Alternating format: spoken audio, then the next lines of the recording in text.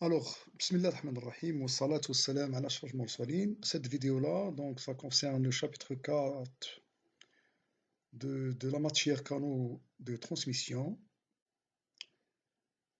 Là, on va voir donc quelques exemples, c'est-à-dire les autres types de lignes et structures planaires, pour que vous ayez au moins une idée.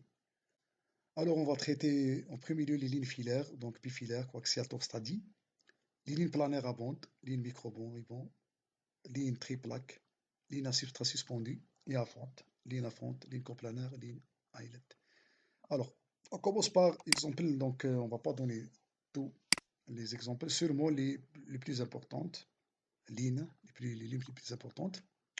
Alors, on commence par ligne bifilaire, c'est cette structure-là, donc il y a, si vous voulez, ce qu'on appelle la paire droite, donc c'est conducteurs, filaires parallèles et maintenus à distance constante l'un de l'autre par un isolant. Donc là, entre les deux, il y a un diélectrique. Donc les ondes se propagent justement dans cette ligne-là. C'est-à-dire les ondes toujours électriques, ok? Et donc la particularité, c'est qu'il n'y a pas beaucoup de pertes, plutôt de pertes importantes, tout dépend indépendamment aussi de la longueur, et grande sensibilité au bruit, et la bande passante faible, c'est-à-dire on ne peut pas transmettre un ensemble très important d'informations. On peut avoir aussi la ligne, le même principe, mais torsadi, elle est sous cette forme-là. Il s'agit donc de deux conducteurs filaires isolés, torsadi. Là aussi, une atténuation importante. Par contre, moins sensible au bruit. Donc, cette structure-là permet d'avoir du bruit moins, c'est-à-dire qui n'est pas vraiment important. Cette technique-là, ou bien cette configuration, est utilisée pour le câblage téléphonique et informatique au niveau local. Voilà. Pour le paire dorsadi, blindé. Donc, c'est la même chose que celle-là, seulement elle est entourée par une feuille conductrice. Donc, elle est meilleure aux humidités au bruit, donc elle est protégée du point de vue bruit. Ces lignes-là sont utilisées pour le câblage des réseaux variant de 10 à 100 mégabits. Bon, alors, maintenant, pour mieux comprendre, si vous voulez, ces deux les exemples, ces trois, je vous renvoie vers le site internet, le moteur de recherche Google. Vous tapez ligne bifilaire, vous allez trouver tout sur le principe de fonctionnement, le schéma équivalent, quelques formules qui permettent un petit peu de modéliser la propagation dans ce genre de ligne. Et en même temps, là, les applications, là, on peut utiliser ces lignes-là. Voilà. Donc, ce cours-là, c'est un cours de vulgarisation qui vous donne une idée sur les lignes qui existent. Voilà, ça, exemple de le paramètre du câble filaire. Donc, ça, c'est les deux lignes. OK. Donc, là, à l'intérieur, il y a un électrique. Donc, comme j'ai dit tout à l'heure, qui est caractérisé par epsilon mu sigma. Voilà. Donc là, vous trouvez les paramètres électriques, si vous voulez, de cette structure, capacité, inductance, conductance, résistance. La capacité, c'est celle du diélectrique. Donc elle est fonction d'epsilon. Voilà, farad par mètre. Ça, c'est le farad. L'inductance aussi, elle dépend de perméabilité dans ce diélectrique. Donc elle est fonction de la perméabilité. La conductivité, c'est celle des deux conducteurs. Ok. Donc c'est des deux. Pardon, c'est celle du diélectrique. Donc elle est fonction de sigma. Voilà. C'est la conductivité. C'est un trait qui se met en parallèle avec la capacité. Ça, on parle avec ça. Ça, on série avec ça. Et la résistance, enfin, c'est celle des deux conducteurs. Ok. Alors pour le câble coaxial, le conducteur cylindrique extérieur donc sert de blindage. Limité au bruit est donc importante. Les pertes restent grandes et dépendent fortement de la qualité du diélectrique utilisé. La bande passante est importante. Ce type de ligne est utilisé dans le domaine du câblage vidéo, informatique, d'électronique basse fréquence, mais aussi dans le domaine des hyperfréquences jusqu'à plusieurs dizaines de gigahertz. Pour éviter une atténuation trop importante aux hyperfréquences, par exemple à la 40 Go, on utilise des électriques spéciaux très onéreux, c'est-à-dire qui coûtent cher et ne sont pas vraiment disponibles. Plusieurs centaines d'euros de câbles de centimes, donc en euros, ça doit être cher. Donc là, je pense qu'il y a un petit truc qu'on doit ajouter. Donc il y a un décalage. On va essayer de le faire avec un dessin rapidement. Donc là, on aura un petit cercle. Et bon, à l'intérieur, on peut avoir, si vous voulez, cette structure à l'intérieur, hein. C'est mal dessiné, donc je vais refaire ce dessin-là parce que ça ne me plaît pas. Donc je vais effacer ça et je vais l'ajouter. Voilà. Donc c'est acceptable, pas de problème. Je vais faire ça, tout simplement ça. Et les premiers réseaux. Voilà. Donc c'est-à-dire deux cylindres imbriqués. C'est ça la ligne coaxiale. Donc la ligne extérieure, c'est celle-là. C'est celle-là. Ça permet de faire le blendage tout simplement pour protéger les influences des ondes externes. Le conducteur interne, celui qui porte l'information, je répète, l'information sous forme onde courant tension. Donc courant tension, parce qu'une ligne de transmission, elle permet de, euh, comment dirais-je, de transmettre une onde électrique d'un point A au point B. D'un point A au point B. Voilà, je vais quand même vous ajouter le point A, ça c'est A, au point B. Voilà. Donc elle permet de transmettre une information électrique d'un point A au point B. Donc là, il s'agit d'un conducteur. OK? Conducteur, conducteur. Voilà. Donc conducteur. Donc c'est tout. Donc ça, c'est le principe. Qu'en est-il pour les paramètres du câble coaxial? Donc ça, c'est ce qu'on appelle la coupe ou bien la section transversale. On retrouve donc le conducteur interne et le conducteur externe qui sert de blindage. Alors la résistance R, ça correspond à la résistance au niveau de l'interne et de l'externe, pardon, de l'interne et externe. La capacité, c'est celle qui est située dans le diélectrique. La conductance aussi dans le diélectrique, même l'inductance dans le diélectrique. Donc, on peut avoir le C s'exprime en fonction de cette expression-là. La conductance, c'est celle-là. L'inductance, c'est celle-là. Et la résistance est celle-là.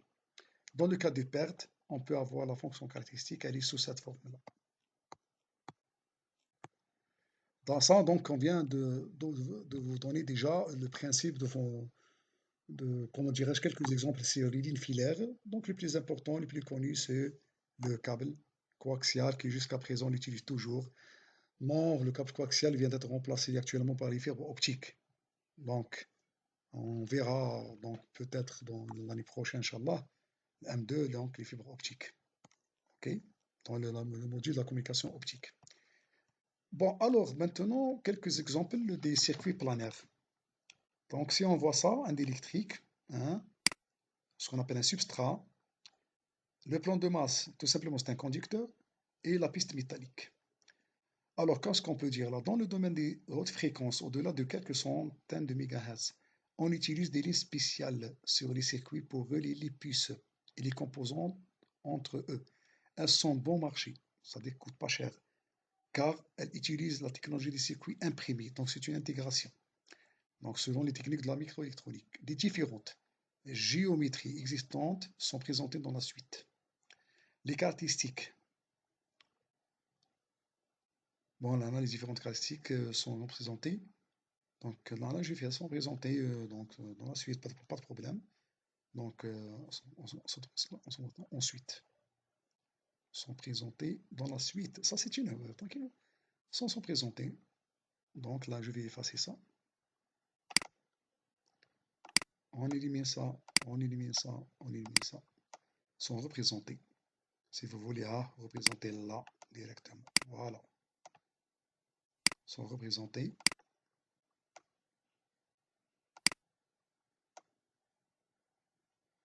C'est ce figure-là. OK? Donc, il faut effacer ça. Donc, je pense que, voilà, juste vous m'excusez une minute, je vais reprendre ça parce que c'est incorrect de faire ça. Voilà, ça, il faut les mille sont représentés, donc directement. Donc, il n'y a pas de figure, on vient de terminer. Donc, bon, pas de problème. Donc, on va ajouter ça. Donc, sont représentés.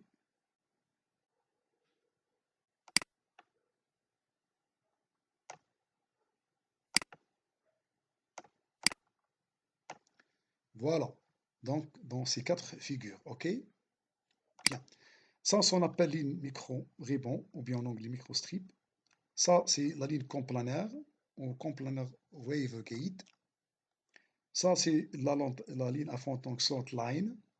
Ça, c'est la ligne triplaque. Voilà. Donc là, il y a juste une piste. Là, en fait, ça, c'est trois pistes, mais en réalité, c'est juste une piste, hein. Ça, c'est le plan de masse. Ce n'est pas donc à la partie inférieure, mais à la partie supérieure. Voilà. Ça aussi, avec deux conducteurs. Ça, avec une piste donc à l'intérieur, hein. Voilà. Donc là, ça, c'est un conducteur de courant, bien sûr. Pas de problème, ça, c'est aussi la même chose. Voilà.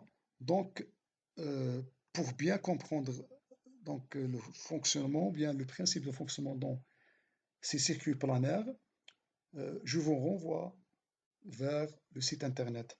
Vous tapez circuit planaire, vous aurez toutes les informations nécessaires, comment ça fonctionne. Donc, c'est bon parce que je ne peux pas pousser la vidéo plus loin. Donc, c'est pour cela j'ai réservé ce dernier chapitre de cette matière-là euh, donc aux étudiants de faire la suite, c'est-à-dire si vous vous intéressez bien sûr. Donc, vous tapez dans le site internet, je vous renvoie, c'est-à-dire de façon exprès, hein, je voudrais que vous fassiez ça. Donc, vous tapez les lignes, filaires, bifilaires, torsades, quoi que ça, c'est que vous voulez, vous aurez toutes les informations. Donc, si vous voulez comprendre bien en détail les exemples, les applications utilisées en Internet, etc. Vous tapez aussi les circuits planaires et vous allez tout doucement. Là, je vous ai donné tout simplement le principe des circuits planaires.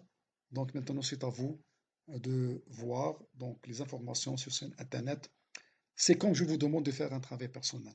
Voilà. Et bien sûr, si vous aurez besoin de moi, quoi que ce soit, pour une éventuelle question, et je suis là pour vous répondre.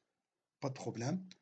Donc, je pense qu'on vient de terminer d'une façon brève très ciblé, un résumé, tout ce qu'on a fait dans ce module-là, c'est-à-dire cette matière-là, au niveau plus exactement du polycopie qui est disponible sur le site du département d'électronique, donc de technologie de faculté de technologie, donc des BATNA 2, Université de BATNA 2. Donc je pense que ça c'est suffisamment, c'est largement suffisant pour cette année-là, et surtout plus spécialement dans les conditions dans lesquelles nous sommes en train de vivre. Et je vous aussi vous conseille d'être prudent, donc mes chers étudiants, faire les distances donc entre vous pour éviter d'éventuelles contagions. إن شاء الله ربي ينحي علينا هذا الوباء وهذه الجائحة ونحن يعني مستعدين وحشنا يعني باش نحضروا معكم في القسم لا salle وين l'ambiance وين on est vraiment dans un climat extraordinaire et sincèrement personnellement ça me manque.